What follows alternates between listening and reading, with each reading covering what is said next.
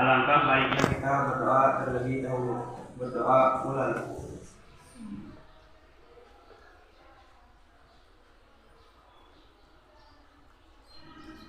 Berdoa selesai.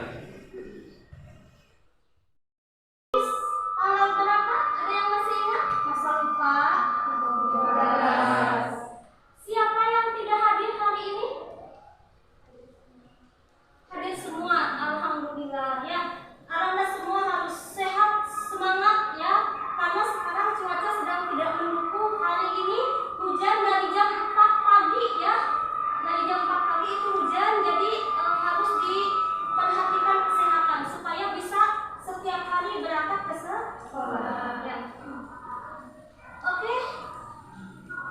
Untuk selanjutnya silahkan sebelum materi dimulai rapihkan dulu tempat duduknya, jangan sampai ada sampah di dalam kolong meja ya.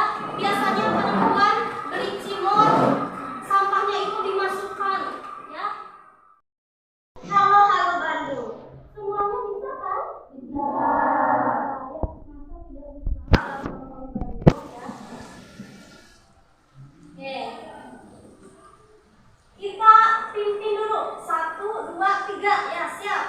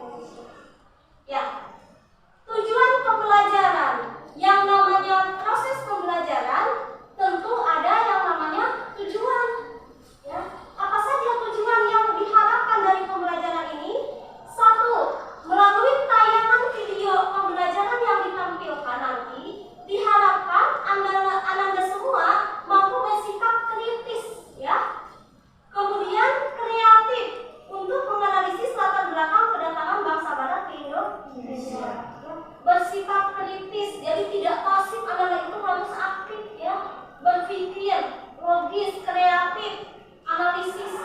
Itu yang diharapkan dari pembelajaran ini. Itu tujuan yang pertama.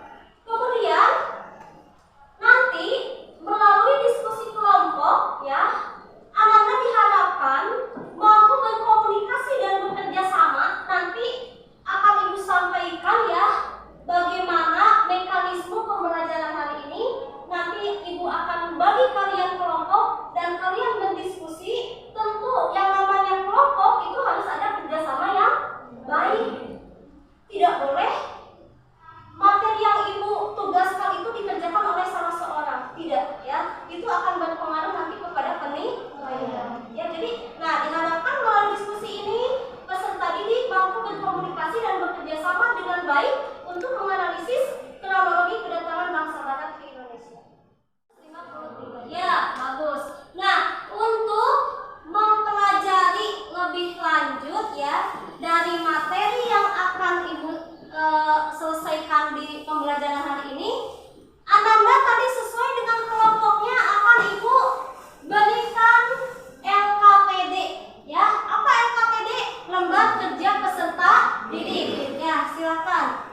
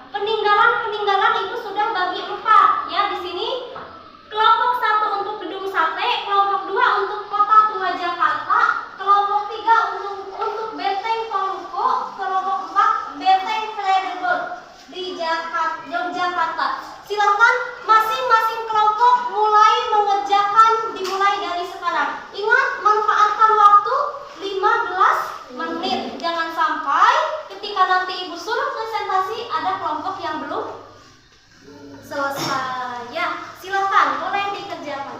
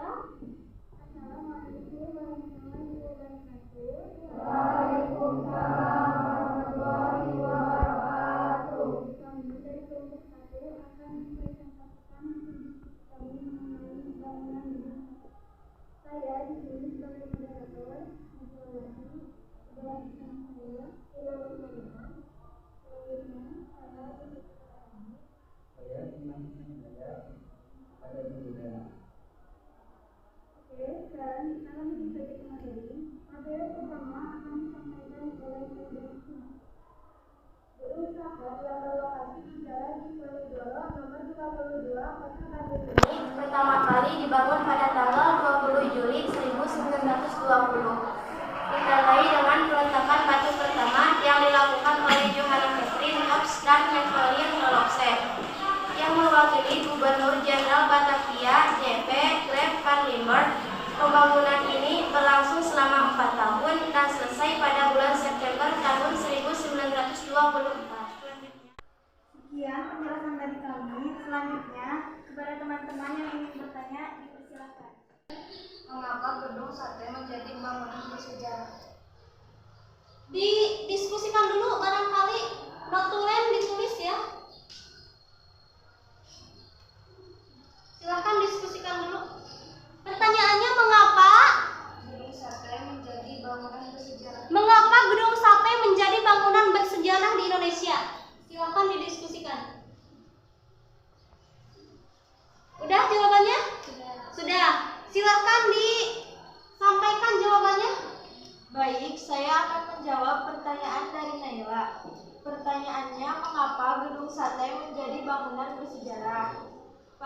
Desember terjadi peristiwa bersejarah di gedung ini, yaitu adanya korban yang jatuh sebanyak 7 orang karena ingin mempertahankan gedung sate ini dari pasukan Gurkha. Untuk mengenang 7 pemuda tersebut, maka dibuatlah tugu batu yang ada di halaman belakang gedung sate. Apakah jawabannya sudah puas? Moderator silakan tanyakan. Cukup jawabannya? Cukup. Jadi kesimpulannya, gedung sate adalah gedung peninggalan kolonial Belanda yang berada di kota Bandung yang memiliki keunikan dan sejarah yang panjang dan sekarang dijadikan sebagai kantor Gubernur Jawa Barat. Ya, baik. Silakan ditutup dulu. Baik, terima kasih semuanya atas perhatiannya. Jika ada kekurangan, saya minta maaf, dan jika ada lebihnya tidak usah dikembalikan karena saya ikhlas. Gurunya, assalamualaikum semuanya. Waalaikumsalam. Ya, bagus sekali presentasi dari kelompok 1. Hebat. Kasih tepuk tangan. Kelompok 2 akan mempresentasikan hasil diskusi kami mengenai Kota Tua Jakarta. Di sini saya sebagai moderator sebagai moderator dan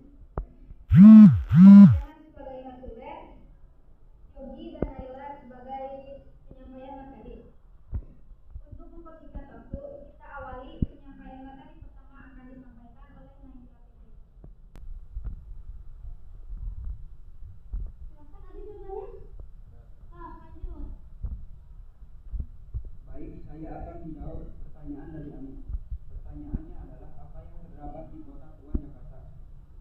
Yang ada di Kota Tua Jakarta yaitu stasiun kereta api, Taman Fathahillah, Museum Fathahillah, Kafe Batavia, dan Jembatan Kota Intan. Banyak sekali ya ternyata.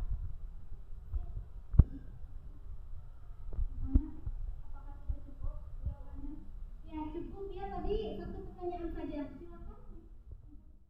Kesimpulannya, Kota Tua adalah salah satu peninggalan sejarah Belanda yang letaknya di Jakarta Pusat dan kini menjadi tempat wisata sejarah baik dari segi bangunannya maupun kesenian dan kulinernya, sehingga Kota Tua menjadi sarana untuk menarik minat wisatawan baik lokal maupun mancanegara.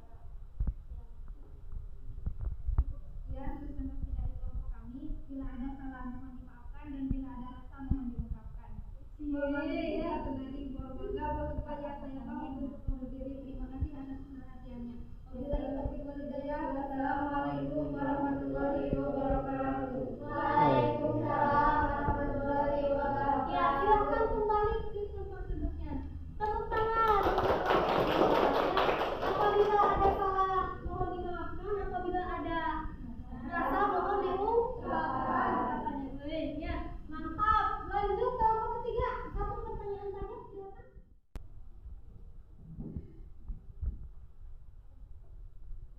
Assalamualaikum warahmatullahi wabarakatuh. Waalaikumsalam warahmatullahi wabarakatuh. Selamat pagi Ibu Guru dan teman-teman semuanya yang berbahagia. Perkenalkan, saya Riri dari kelompok 3 yang akan bertugas sebagai moderator dalam jalannya diskusi mengenai sejarah Benteng Toluko di Ternate. Berdiri di atas fondasi batuan beku terbentuk dari 3 buah bastion, terdiri dari ruang bawah tanah, halaman dalam, lorong serta bangunan utama berbentuk segi empat. Segi empat dikenal sebagai Benteng Hollandia. Kondisi benteng ini relatif utuh. Utuhnya setelah pemugaran pada tahun 1996 sampai 1997. Tak jauh dari pintu masuk, benteng ini sebuah ruang kecil menampilkan informasi yang cukup lengkap tentang benteng ini. Adapun fungsi benteng Toluko pada masa dulu yaitu sebagai pertahanan sekaligus tempat penyimpanan rempah-rempah asli Ternate. Baiklah, saya akan membuka sesi tanya jawab bagi teman-teman yang ingin bertanya, silahkan. 2 pertanyaan boleh ya. Saya ingin bertanya kepada kelompok 3. Didirikan oleh siapa Benteng Toluko? Baiklah, untuk pertanyaan dari Dara akan dijawab oleh Saudari Anjaka. Baiklah, saya akan menjawab pertanyaan dari Dara. Benteng Toluko dibangun oleh Francisco Serrao pada tahun didirikan oleh seorang penerima Portugis yang bernama Francisco Serrao pada tahun 1540.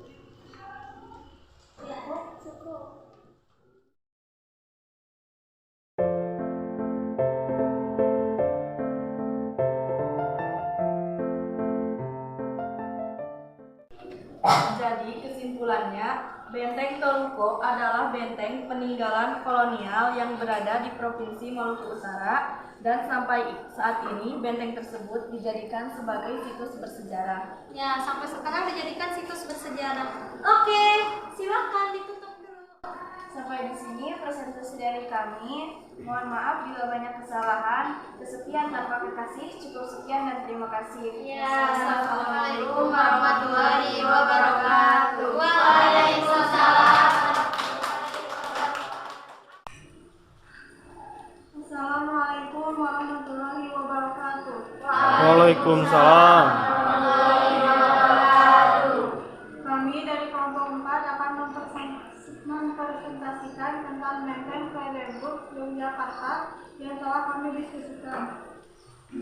Perkenalkan, saya Lia Lestari sebagai moderator dan di sebelah kanan saya Dela Damayanti, Siti Batia Julfa sebagai penyampaian materi dan Trio Akbar sebagai metode. Untuk penyampaian materi pertama akan dibacakan oleh saudari Siti Batia Julfa. Benteng Frederiksburg Yogyakarta terletak di dekat Gunung Agung dan Keraton Yogyakarta ini mulai dibangun pada abad ke-18, lebih tepatnya pada tahun 1760. Benteng Frederiksburg dibangun atau didirikan oleh Sultan Hamengkubuwono I atas permintaan pihak Belanda. Adapun fungsi dari benteng Frederiksburg yaitu pada masa lalu difungsikan sebagai benteng pertahanan, sedangkan pada masa sekarang difungsikan sebagai museum khusus perjuangan nasional. Baiklah, saya akan membuka sesi pertanyaan. Silakan kepada teman-teman apabila ada yang ingin bertanya. Saya ingin bertanya kepada kamu. Apa tujuan bangunan Benteng Frederiksburg Yogyakarta? Apa tujuan bangunan benteng Frederiksburg Yogyakarta?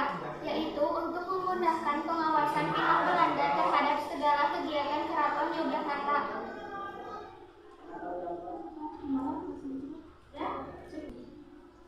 Kesimpulannya, benteng Frederiksburg merupakan benteng peninggalan kolonial yang terdapat di kota Yogyakarta yang memiliki banyak monumen bersejarah yang sekarang dijadikan sebagai museum.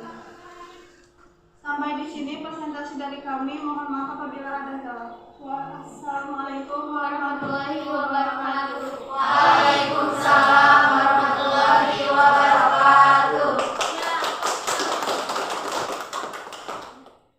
Oke, anak-anak, dari materi yang tadi ya, baik dari awal sampai dengan LKPD ini, marilah kita sama-sama menyimpulkan ya inti dari materi hari ini. Coba Ananda perhatikan ke depan. Ya, ini tadi ya mengenai gedung sate, bangunannya seperti ini ya, anak-anak.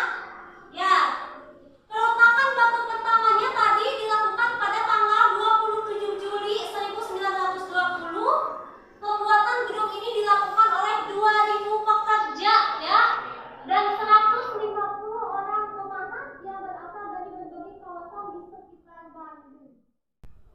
Alhamdulillah kalau semua kita lanjut ke evaluasi nih ya, siap-siap. Pertanyaannya mudah, singkat ya.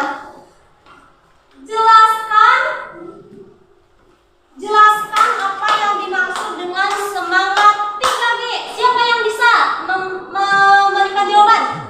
Siapa yang bisa menjelaskan mengenai semangat 3G itu apa? Silakan. Yang tadi mendengarkan materi Ibu, yang tadi menyimak, tentu Ananda pasti paham dan bisa. Dila, Nadila Mati silakan. Apa yang dimaksud dengan semangat 3G? 3G adalah gold, glory, dan gospel. Gold diartikan kekayaan maupun rempah-rempah, glory, kejayaan, dan gospel, penyebaran agama. Ya, tepuk tangan.